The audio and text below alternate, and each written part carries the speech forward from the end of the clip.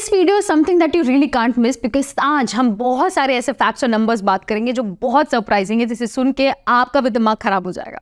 आज हम देखेंगे कि भारत देश जो इतनी बड़ी डेमोक्रेसी है, जिसकी इतनी बड़ी पॉपुलेशन है, वहां खर्चे कितने ज्यादा है इलेक्शन से रिलेटेड। क्योंकि हमने देखा है 2019 का इलेक्शन 8 बिलियन का था, जो कि दुनिया में सबसे महंगा था। यहाँ भी हम लार्जेस्ट ही रह गए। तो चलिए आज के इस वीडियो में इलेक्शंस और इससे रिलेटेड एक्सपेंसेस को समझते हैं, इनसे जुड़े रीजंस को समझते हैं। Here in learn with phenology with me Himanshi. Now before we begin, let's look at the length, the depth and the scale of what we are looking at. North के हिमालय से लेके साउथ के इंडियन ओशन तक, east के हिल से लेके waste के desserts तक, पूरे भारत देश के जंगलों से लेके बड़े बड़े मेट्रो सिटीज तक। अब हमारे भारत देश में टोटल 969 मिलियन एलिजिबल वोटर्स हैं। जी हाँ, जो आने वाले वक्त में 543 कॉन्स्टिट्यूएंसीज के लिए वोट करने वाले हैं। ये इतना बड़ा इलेक्टोरेट है कि यूरोप की पूरी पॉपुलेशन से भी कहीं ज्यादा है, और Indonesia, USA, Pakistan, Bangladesh, Russia, Mexico, south Africa की भी पॉपुलेशन मिला ले तो उनसे भी बड़ा इलेक्टोरेट हमारा है। पहले जहाँ 4 दिन के इलेक्शंस होते थे, अब देखो 44 दिन लगने वाले हैं, जिसमें करीब 5.5 मिलियन वोटिंग मशीन्स, 1 मिलियन से ज्यादा पोलिंग स्टेशन और 15 मिलियन से ज्यादा पोलिंग स्टाफ की जरूरत पड़ने वाली है। पहले खर्चे भी बहुत कम होते थे, 10 करोड़, और अब देखो 2014 में 3,870 करोड़ तक का जो है खर्चा हुआ था।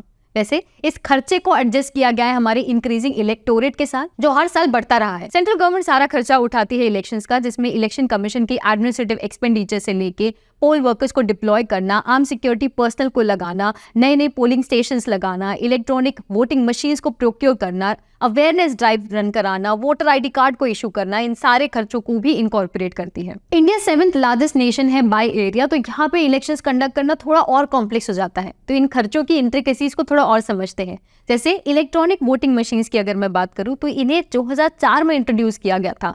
इनकी लाइफ स्पैन 15 साल की होती है, और ईयर इन पर भी खर्चा बहुत ज्यादा बढ़ते गया है।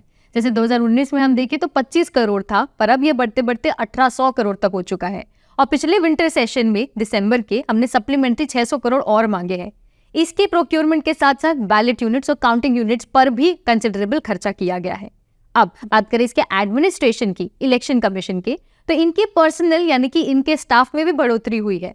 जो पहले 2022 में 590 थे, अब वो 855 हो चुके हैं। तो ऑफकोर्स उनके खर्चे, उनके मेंटेनेंस पर भी हमें जो है एक्सपेंडिचर करना पड़ेगा।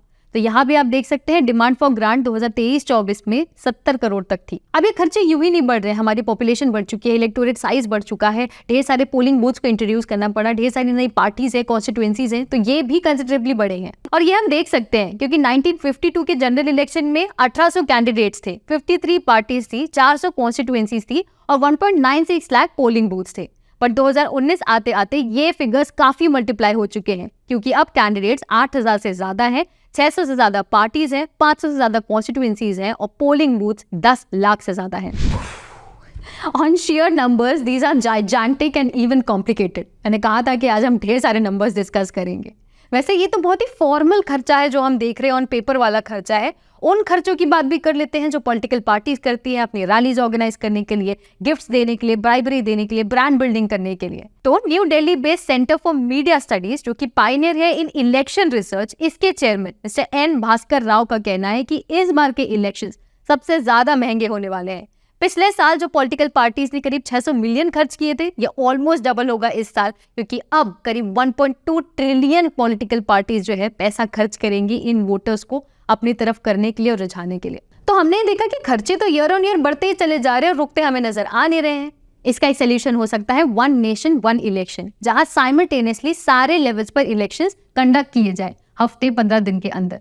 वैसे इलेक्शंस हमारे देश में तो आपको पता ही है कि हमेशा कहीं ना कहीं होते ही रहते हैं, चाहे लोकल लेवल पे या स्टेट लेवल पे हो। तो ये जो खर्चे हैं वो कंपाउंड होते हैं, क्योंकि हर बार एडमिनिस्ट्रेटिव पर्पस, ईवीएम सेटअप करना, स्टाफ को लगाना, हर बार हर जगह नए तरीके से होता है। तो अगर इन सारी चीजों को सिर्फ एक बार किया जाए तो हमारा खर्चा बहुत हद तक रिड्यूस हो जाएगा।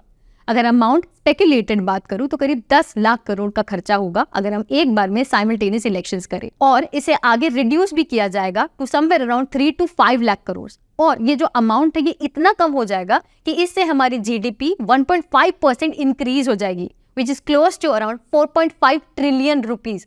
बहुत बड़ा अमाउंट है ये अमाउंट इतना बड़ा है कि हम जितना हेल्थ पर खर्चा करते हैं टोटल, उसका आधा है। जितना हम एजुकेशन पे खर्च करते हैं उसका 1/3 है। तो this would be a possible solution. कुछ है जो इसे सपोर्ट करते हैं, कुछ इसके खिलाफ है। जो इसे सपोर्ट करते हैं वो कहते हैं कि इससे हमारा टाइम, एनर्जी, फोकस, बहुत सारी चीजें बच जाएगी और पैसे तो ऑफकोर्स बच ही रहे। बट जो इसके खिलाफ है वो कहते हैं कि हमारे फेडरल स्ट्रक्चर के ये खिलाफ है, स्पिरिट ऑफ द कॉन्स्टिट्यूशन के ये खिलाफ है, और इससे हमारे लोकल इश्यूज जो है उस पर पर्दा डाल दिया जाएगा क्योंकि इस पर बात ही नहीं होगी। At the end it will all be about the prime minister contest, जिस वजह से ये अब भी काफी ज्यादा डिबेटेबल है। India's elections are colourful, colossal and complex. अगर मोदी जी इस इलेक्शन को जीत जाते हैं then he will be the third longest serving prime minister after Jawaharlal Nehru and Indira Gandhi. This is where the video comes to an end. जैसा कि मैंने कहा था, आज हम ढेर सारे अस्टॉनिशिंग और सरप्राइजिंग फैक्ट्स और फिगर्स को देखने वाले हैं इलेक्शंस और उससे रिलेटेड एक्सपेंस के बारे में। उसके साथ साथ हमने एक solution, one nation one election को भी डिस्कस किया। If you want a dedicated video on this, do let me know in the comment section below. I'll definitely work on it. Also, don't forget to check out our courses, जहां हमने elections के around जितने भी important facts, figures, questions है वो एक साथ video के अंदर डिस्क्राइब किया है, जो आपके आने वाले एग्जाम में 100% यूज आने वाले हैं। और जाते जाते इस सवाल का जवाब जरूर बताइए कि क्या हम एक RTI फाइल कर सकते हैं to know what are the expenses of elections in India. If you know the answer, do let me know in the comment section below. If you like this video, hit the like button, and for more such content, make sure to subscribe to our channel. Till then, keep learning and I shall see you in the next one.